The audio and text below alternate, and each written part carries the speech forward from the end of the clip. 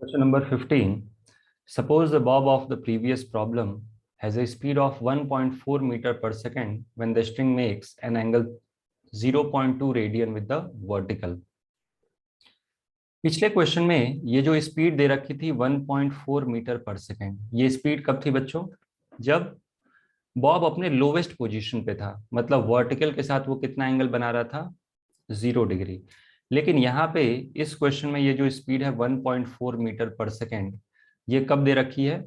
When the string makes an angle 0.2 radian with the vertical. तो अपने को क्या करना है? We have to find tension at this instant. Correct. बस डिफरेंस क्या है?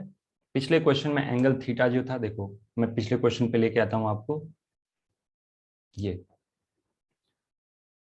पिछले प्रॉब्लम में यहाँ पे ये देखो क्या लिखा है कि द स्पीड इज 1.4 मीटर पर second at the lowest point. Correct. लेकिन क्वेश्चन नंबर 15 में क्या दिया है? लोवेस्ट पॉइंट पे नहीं है, बल्कि वो angle theta is equal to 0.2 radian है with the vertical. Correct. Length of the pendulum हम लोग ये यूज करेंगे and mass of the bob is 100 gram, ये यूज करेंगे। ओके। तो देखो ऑलरेडी हमने ये फॉर्मूला पहले भी डिराइव कर रखा है। टेंशन आता है mg cos theta plus mv square by r। Okay. फिर भी आप चाहो तो यहाँ पे दोबारा से सॉल्व कर सकते हो। स्मॉल एंगल अप्रोक्सीमेशन क्या होता है? व्हेन साइन थीटा या फिर when angle theta is very small, तो साइन थीटा क्या हो जाएगा? Approximately equal to theta and cos theta will be equal to 1 minus theta square by 2। Correct.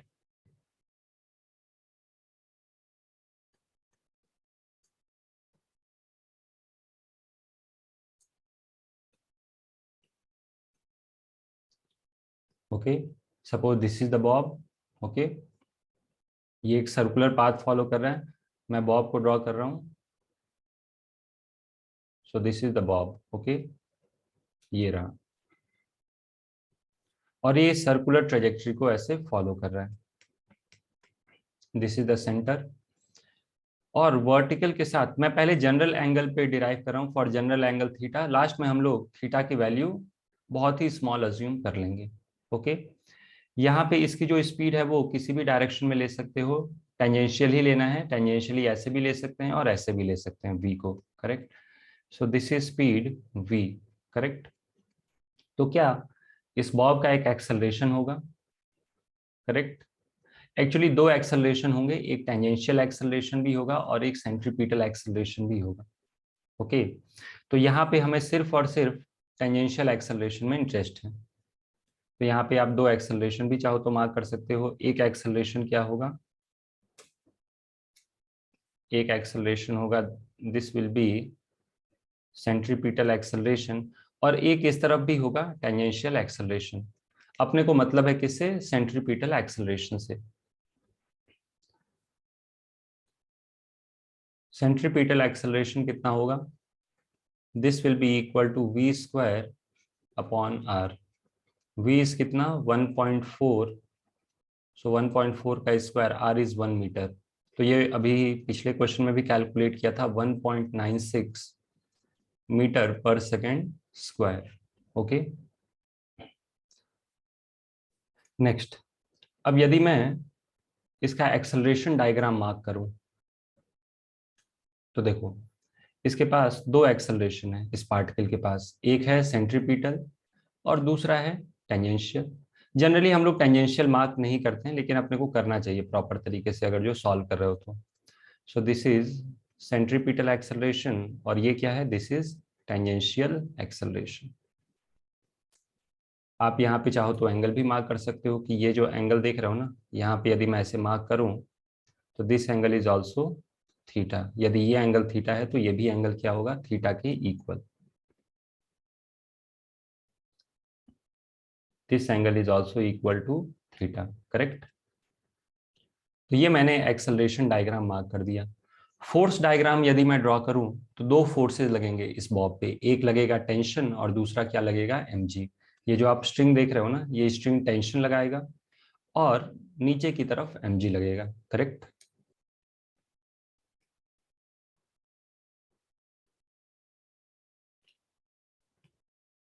तो ये लगेगा इसके ऊपर टेंशन ओके, और यहां से लगेगा mg, और यहां से मैं ये एंगल मार्क करूं, so this angle is theta, correct. अब आप ध्यान से देखोगे तो ये भी एंगल थीटा आएगा। अब अपने को क्या करना है, फोर्सेस को रिजॉल्व करना है along the acceleration and perpendicular to the acceleration, या फिर along centripetal acceleration and perpendicular to centripetal acceleration. तो इस mg के दो कंपोनेंट लेंगे हम लोग, mg cos थीटा और mg sin थीटा, करेक्ट।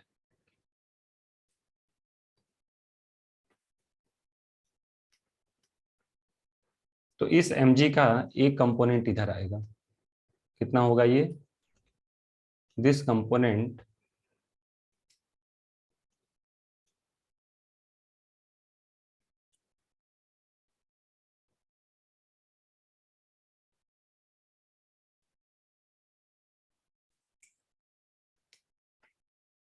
चलो ऐसे मार्क कर देते हैं, this is mg cos theta and this component is mg sin theta, correct।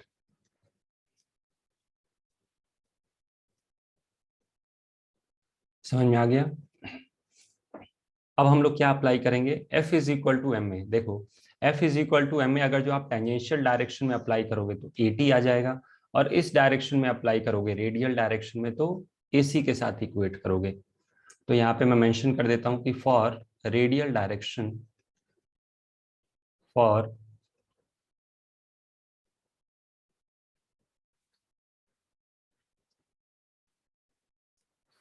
Radial direction, tangential direction में अप्लाई करोगे तो वहां पे कौन सा टर्म आएगा, वहां पे टर्म आएगा सेंट्रीपिटल, सॉरी टेंजेंशियल एक्सेलरेशन का, करेक्ट। तो यहाँ पे मैं अप्लाई कर रहा हूँ F is equal to M A. अब कौन सा डायरेक्शन हम लोग पॉजिटिव सेलेक्ट करेंगे, जिस तरफ सेंट्रीपिटल एक्सेलरेशन है। तो सेंट्रीपिटल एक्सेलरेशन रेडियली इनवर्ड है, तो इस डायरेक्शन को हम लोग पॉजिटिव अज्यूम करेंगे, करेक्ट। इस डायरेक्शन को हम लोग अज्यूम करेंगे पॉजिटिव, तो टेंशन हो जाएगा पॉजिटिव, और mg cos थीटा क्या हो जाएगा, mg cos theta will be negative, correct. तो क्या लिखेंगे, net force is equal to T minus mg cos theta, this is equal to MAC। तो यहां से आ जाएगा टेंशन, टेंशन हो जाएगा mg cos theta plus mv square by r. m को कॉमन ले लेते हैं, this is g cos theta plus v square by r. V square by r अभी कैलकुलेट किया था ऊपर। अब देखो दो अप्रोच हो सकते हैं यहाँ पे, या तो हम लोग क्या करें, कॉस 0.2 निकाल लें, बस याद रखना जब कैलकुलेटर यूज करो तो थीटा रेडियंस में लेना, ओके, नहीं तो आंसर गड़बड़ आएगा। या दूसरा अप्रोच हो सकता है कि जो क्वेश्चन में दे रखा है ना, हम लोग वो अप्रोक्सीमेशन यूज कर लें, cos theta is equal to 1 minus theta square by 2, ये भी एक अप्रोच हो सकता है, plus v square by r. अब देखो प्रॉब्लम में कुछ भी मेंशन नहीं किया है, तो अपने को जी की वैल्यू 9.8 लेनी चाहिए, करेक्ट। पिछले क्वेश्चन में हम लोगों ने शायद 10 ले लिया था, एक मिनट चेक कर लेते हैं यहाँ पे। तो एक्चुअली अपने को ये भी देखना पड़ेगा कि जी की वैल्यू यदि मैं 9.8 लूँ तो क्या आंसर आएगा, ये है हमारा पिछला problem, okay. So if we take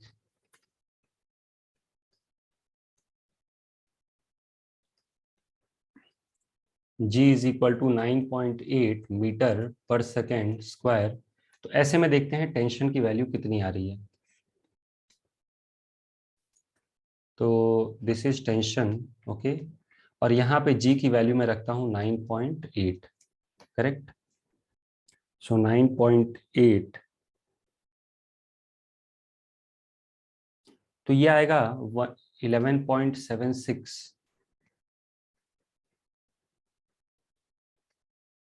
correct. तो 1.176, और इसको अप्रोक्सीमेटली ऑथर ने क्या लिखा है, 1.2 न्यूटन। एक्चुअली यहाँ पे अब देख के बताना बड़ा मुश्किल है कि ऑथर ने जी की वैल्यू क्या लेके आंसर दिया है, क्योंकि जी अगर जो 10 ले रहे हो तो ज़्यादा 1.2 के पास आ रहा है, और जी की वैल्यू 1.98 लोगे तो 1.176, और ये भी अप्रॉक्सीमेटली 1.2 ही आ रहा है। तो ये हमें क्या करना चाहिए, ऐसे में अज्यूम करना चाहिए कि जब कुछ भी नहीं दिया तो जी की वैल्यू 9.8 लेंगे। करेक्ट। तो इस क्वेश्चन में भी, क्वेश्चन नंबर 15 में भी हम लोग जी की वैल्यू क्या लेंगे, 9.8। तो एम की वैल्यू कितनी है, 0.1, जी की वैल्यू है 9.8, 1 माइनस थीटा इज 0.2 का स्क्वायर अपॉन 2, करेक्ट, प्लस 1.96। तो ये हो जाएगा टेंशन इन द स्ट्रिंग। सो 0.2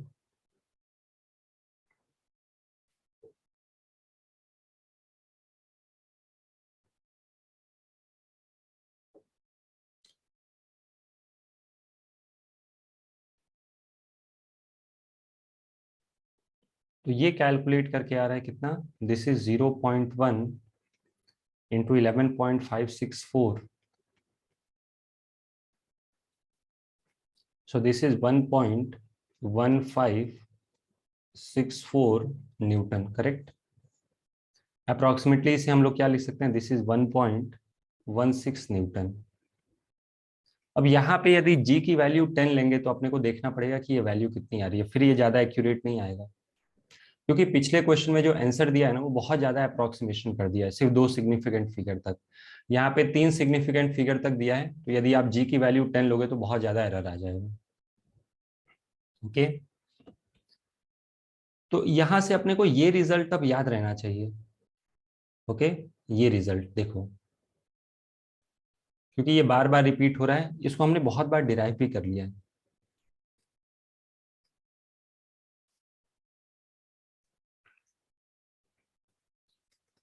यहाँ पे कि what will be tension in the string, इस इंस्टेंट पे स्ट्रिंग के अंदर टेंशन कितना होगा।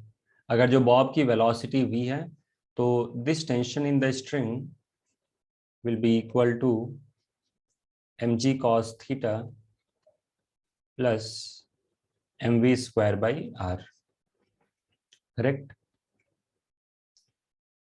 Next, question number 16, suppose the amplitude of a simple pendulum having a bob of mass small m is theta naught. Find the tension in the string when the bob is at its extreme position. अपने को theta की value बतानी है जब Bob क्या होगा, अपने extreme position पे होगा। देखो यही हमने अभी डिराइव किया था, तो डायरेक्टली हम लोग रिजल्ट यूज कर लेंगे। देखो जब भी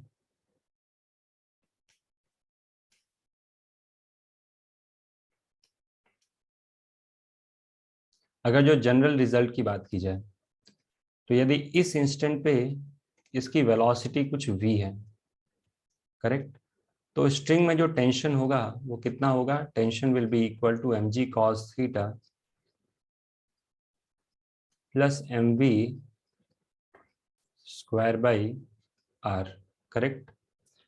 अब देखो एक्सट्रीम पोजीशन पे क्या होता है,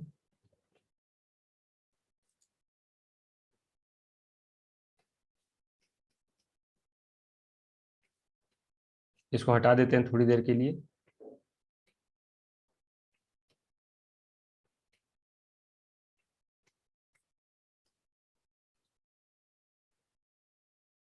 मान लो ये एक्सट्रीम पोजीशन है, this is theta not. Similarly इस तरफ भी एक एक्सट्रीम पोजीशन आएगा, और एक्सट्रीम पोजीशन की क्या खास बात होती है कि एक्सट्रीम पोजीशन पे velocity of the bob zero होता है, this angle is theta naught, velocity of the bob is equal to zero. तो सेम फ्री बॉडी डायग्राम बनेगा, सब कुछ वही होगा, रिजल्ट भी सेम आएगा, बस फर्क क्या होगा, v जीरो होगा, करेक्ट। तो डायरेक्टली इस रिजल्ट को यूज कर लेंगे हम लोग। ओके, बहुत ही सिंपल हो गया। Therefore theta is equal to theta naught and v is equal to 0 for extreme position.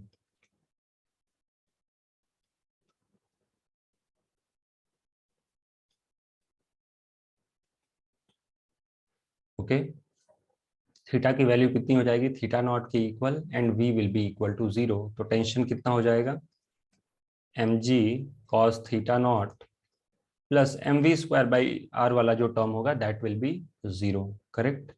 तो यहाँ पे हम लोग डेरिवेशन नहीं कर रहे हैं, डायरेक्टली रिजल्ट को यूज कर रहे हैं। Okay, next question number 17। A person stands on a spring balance at the equator. By what fraction is the balance reading less than his true weight? देखो, जब इक्वेटर पे कोई पर्सन होगा, okay, तो अर्थ के रोटेशन की वजह से, अर्थ रोटेट्स अबाउट इट्स एक्सिस, तो उसकी जो ट्रू वेट होगा ना उससे थोड़ा सा कम दिखाएगा। करेक्ट। देखो कैसे, पहले पार्ट ए में डील करते हैं हम लोग।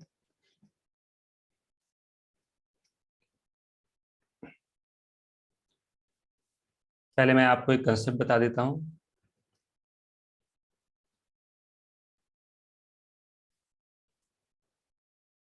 Suppose this is a weighing machine,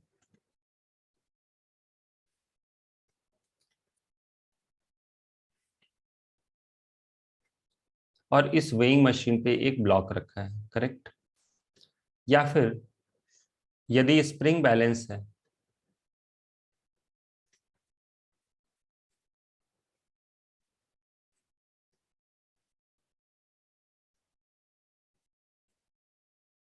और यहां से इसमें एक ब्लॉक लटका दिया है, तो ये ट्रू वेट को कैसे मेजर करता है, ऑलरेडी अपने को पता है, लेकिन मैं आपको एक बार समझा दे रहा हूं। नीचे mg लगता है, करेक्ट, और ऊपर की तरफ क्या लगता है, नॉर्मल।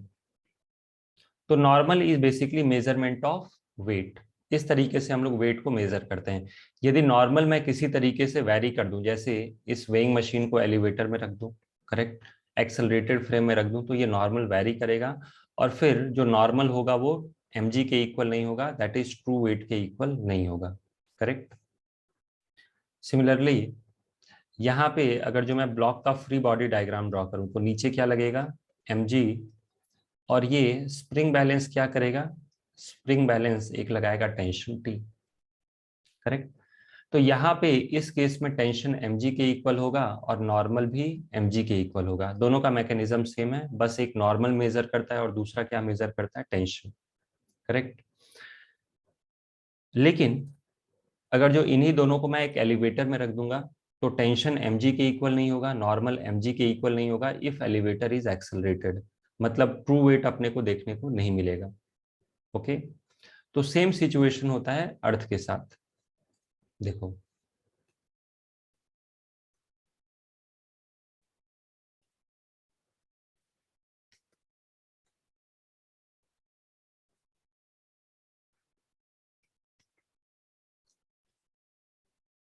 अर्थ जो है वो एंगुलर स्पीड ओमेगा से रोटेट कर रहा है, and this is the equator. Correct, ये इक्वेटर है।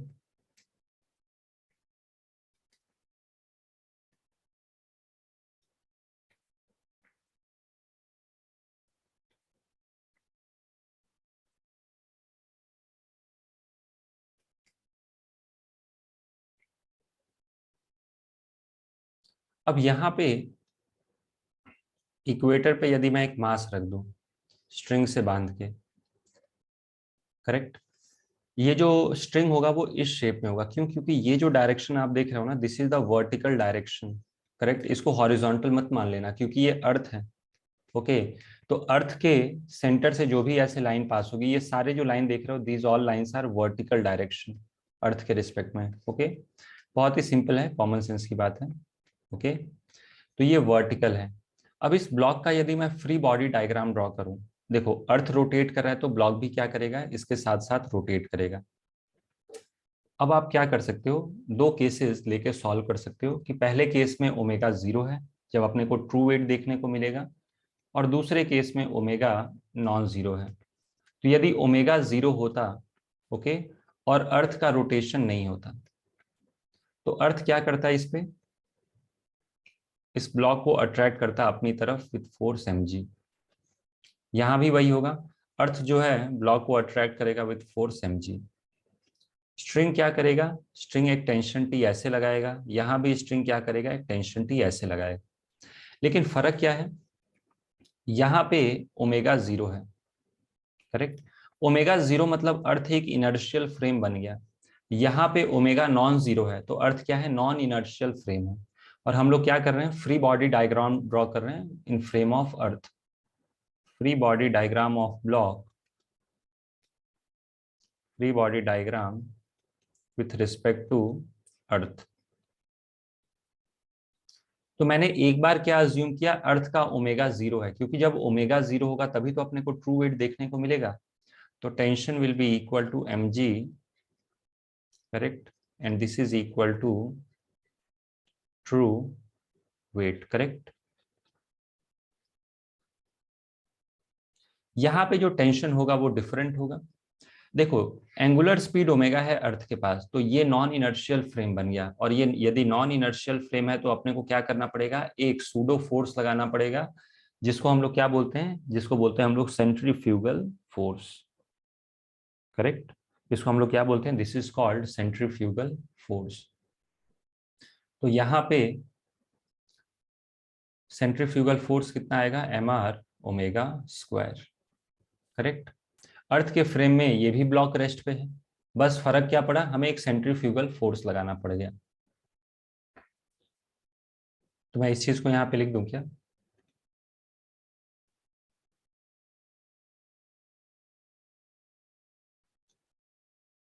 व्हेन ओमेगा इज 0, जब हमने अज्यूम किया, व्हेन वी अज्यूम, ऐसे लिख देते हैं, व्हेन वी अज्यूम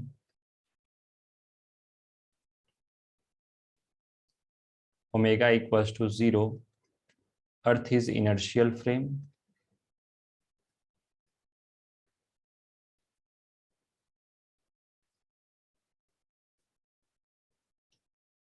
अर्थ जो है वो इनर्शियल फ्रेम होगा। When earth rotates it is a non inertial frame.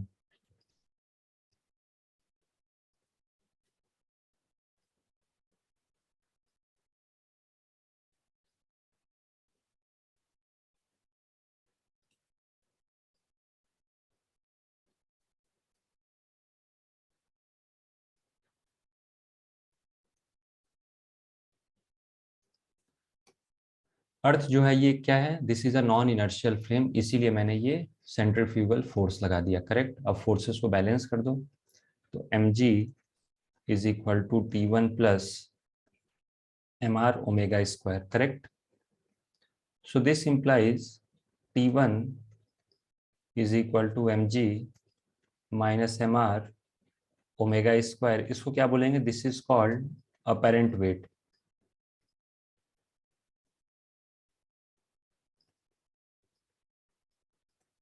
Correct. ये क्या है, this is called apparent weight. अब क्वेश्चन में क्या पूछ रहा है, by what fraction is the balance reading less than the true weight. Balance reading का हमें बताना है कितने फ्रैक्शन से कम होगा। तो पहले देखो कि कितना कम है, और फिर ट्रू वैल्यू से डिवाइड कर दो तो अपने को मिल जाएगा फ्रैक्शन। तो यहां से t माइनस T1, ये क्या होगा, what is t minus T1, this is the difference between क्या, या this is the change in true weight, correct. या फिर जो अपेरेंट वेट है और ट्रू वेट में ये डिफरेंस है।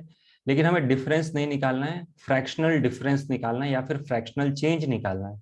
ये क्या हो गया, this is the change in weight, this is change. और चेंज को यदि मैं इनिशियल वैल्यू से डिवाइड कर दूं तो अपने को क्या मिल जाता है, फ्रैक्शन चेंज मिल जाता है। तो t minus T1 upon tension, ये क्या मिल जाएगा, this is fraction change. Fraction को हम लोग ऐसे ही डिफाइन करते हैं, चेंज अपॉन इनिशियल वैल्यू, तो that is called fraction change. तो therefore t minus T1 upon t minus T1 क्या हो जाएगा, mr omega square, and this is equal to mg, this is equal to r omega square upon g। अच्छा, r omega square मैंने question number 2 में calculate करके दिखाया था, okay. इन question 2 r omega square, और वहां पे कहा था ये वैल्यू याद रखना, नहीं याद है तो दोबारा भी कैलकुलेट कर सकते हो। तो ये कितना आया था अप्रोक्सीमेटली 0.0336 मीटर पर सेकेंड स्क्वायर। ओके, तो therefore r omega square by g is equal to 0.0336 upon 9.8, correct. अब ये जो फ्रैक्शन चेंज होता है ना, ये डायमेंशनलेस होता है, यूनिटलेस होता है, तो this is 0.0336 divided by 9.8, so this is equal to 0.003428। इसको अप्रोक्सीमेटली क्या लिख सकते हैं हम लोग, 3.428 इंटू 10⁻⁻3।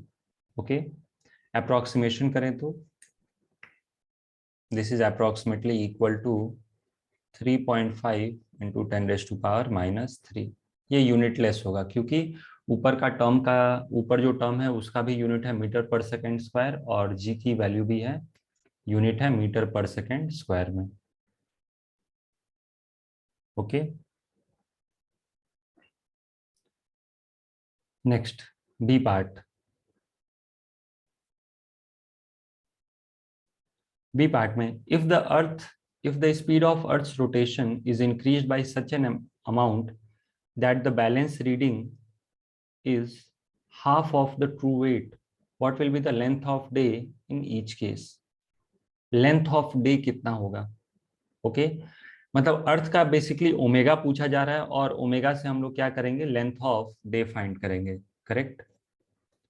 तो देखो बी पार्ट, बी पार्ट में क्या मेंशन किया जा रहा है कि apparent weight is equal to half of true weight. Apparent weight is equal to half of true weight. True weight कितना है, mg/2। अभी हमने फॉर्मूला निकाला था T is equal to mg/2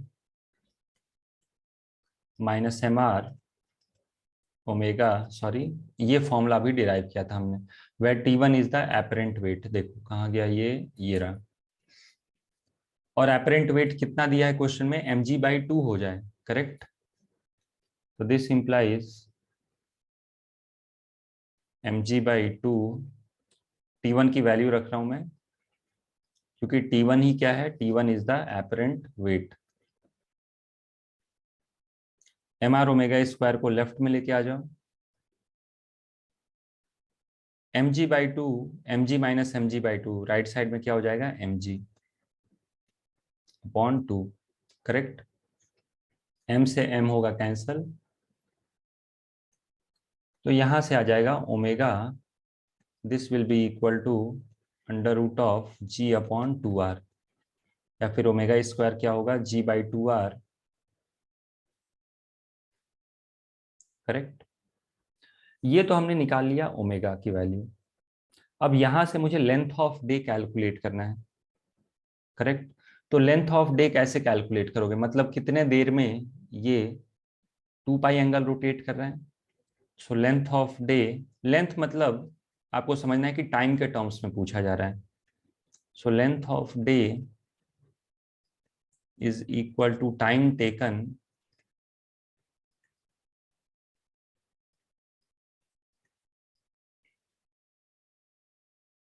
to turn by an angle. एक complete rotation हो जाए तो उसी को बोलेंगे लेंथ ऑफ द डे। अब ये मत समझना कि सर वो 12 आवर्स ही बोलना है क्या, मतलब जो 24 आवर्स होता है ना, बोलते हैं 24 आवर्स मतलब एक दिन। ओके, तो कोई बच्चा सोच सकता है कि क्या सिर्फ 12 आवर्स बोलेंगे, नहीं। जैसे नॉर्मल अर्थ में लेंथ ऑफ डे कितना होता है, एक दिन का मतलब 24 आवर्स, वैसे ही करना है। एक दिन में 2 पाई एंगल टर्न करता है। सिमिलरली यहाँ पे हमें देखना है कि कितने टाइम में 2 पाई एंगल ये टर्न करेगा। So time taken to turn by an angle of 2 पाई।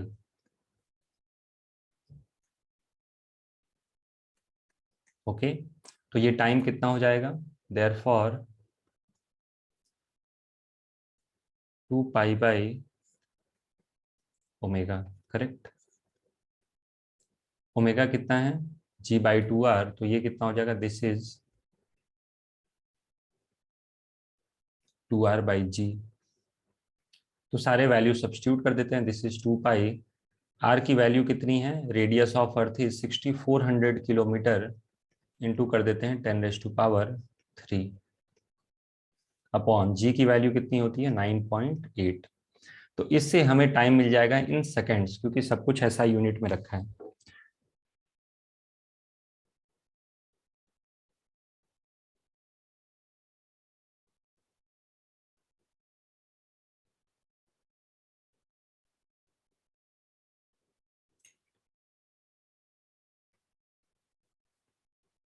तो ये आ रहा है 2 पाई इंटू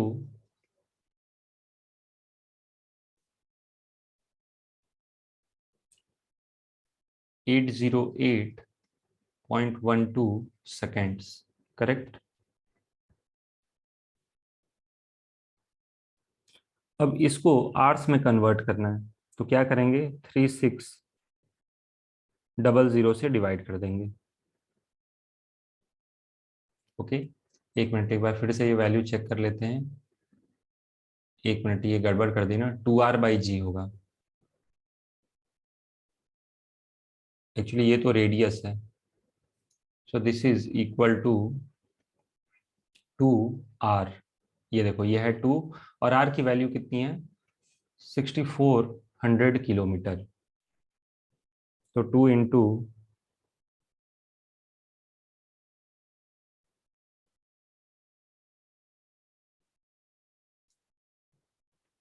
तो ये वैल्यू आ रही है 1142.85।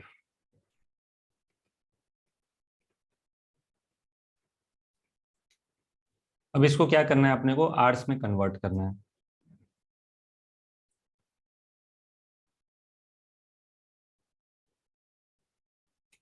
तो दिस इज 2 पाई इंटू 1142.85, ये सेकेंड्स है। आवर्स में कन्वर्ट करने के लिए 60 से डिवाइड करो, फिर एक बार और 60 से डिवाइड करो। दिस इज 3600, और ये आ जाएगा आवर्स में। ये वैल्यू कैलकुलेट करके कितनी आ रही है 1.9936, जिसको अप्रोक्सीमेटली हम लोग कितना लिख सकते हैं 2r। ओके।